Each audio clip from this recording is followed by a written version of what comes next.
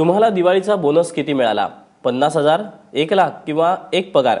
काही लोकांना तर बोनस मिळालाही नसेल, पण सुरतमधल्या श्रीहरी कृष्णा डायमंड एक्सपोर्ट कंपनीतील कर्मचारी जरा जास्त नशीबवान आहेत, कारण त्यांना छप्पर फाडके बोनस मिळालाय।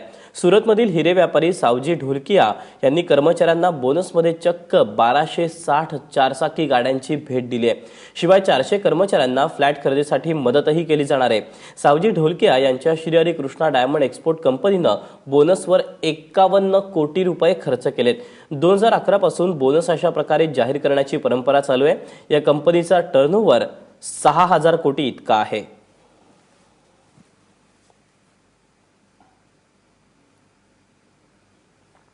हमारा टारगेट ऐसा है, हमारे पास 5500 लोग इधर है, 2000 लोग मुंबई है। इसमें से किस तरह से सबको गाड़ी और घर हो जाए और एज सेविंग भी हो जाए, ऐसा टारगेट अगली 25 साल की सेलिब्रिटी करने के लिए हमने प्रोग्राम बनाया है। बातम्या सुपरफास्ट मध्ये आपल्या सगळ्यांचं पुन्हा एकदा स्वागत। यानंतर राष्ट्रीय स्तरावर नेमकं काय घडतंय जाणून घेऊयात। हेरगिरी केल्याच्या आरोपाखाली दिल्ली पोलिसांनी पाकिस्तान उच्च आयुक्तालयाच्या एका अधिकाऱ्याची चौकशी केली। मोहम्मद अख्तर असं या अधिकाऱ्याचं नाव असून चौकशीनंतर त्याला सोडून देण्यात आलं असून भारत सोडून जाण्याची ताकीद दिली आहे। भारतीय लष्कराचे गोपनीय दस्तऐवज मोहम्मद अख्तर या अधिकाऱ्याकडे सापडले असून दिल्ली पोलिसांनी त्याला ताब्यात घेतलं होतं। त्याचबरोबर पाक उच्चायुक्तालयाच्या संपर्कात असणाऱ्या 2 हेरांना देखील क्राईम सेलनं राजस्थानमधून अटक केली। मौलाना रमजान आणि सुभाष जहांगीर हे दोघे पाकिस्तानच्या गुप्तचर संस्थेच्या एजंटसाठी काम करत होते आणि ते पाकिस्तानच्या भारतातील उच्चायुक्तालयाच्या देखील संपर्कात होते।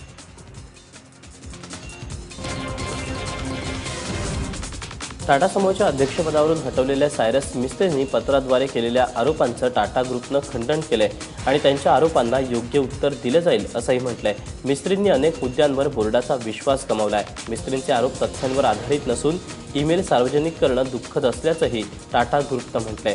मिस्त्रींनी नावापुरते चेअरमन बनवल्याचा आरोपही केला होता। त्यावर मिस्त्रींकडे ग्रुप लीड करण्याचे पूर्ण स्वातंत्र्य होतं। बोर्ड मीटिंगपूर्वीच मिस्त्रींना राजीनामा देण्यास सांगितलं होतं। सर्व निर्णयांची माहिती मिस्त्रींना होती असंही म्हटलं गेलं।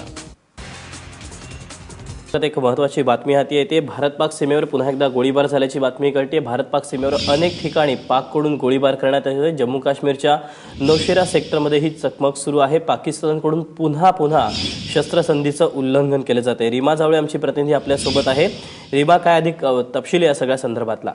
दीपक, आपल्याला माहितीच आहे, गेल्या वर्षी सुद्धा दिवाळीच्याच आसपास पाकिस्तानकडून पाकव्याप्त काश्मीरमध्ये मोठ्या प्रमाणावर गोळीबार झाला होता।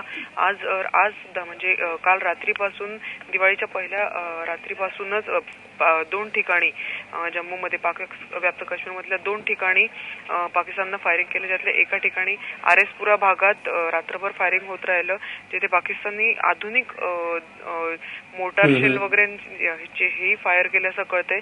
यात तुर्तास कोणी जखमी नसल्याचं कळतंय। मात्र राजौरीमध्ये जी फायरिंग झाली ती रात्री काही काळ सुरू होती, नंतर सकाळी पुन्हा सुरू झाली।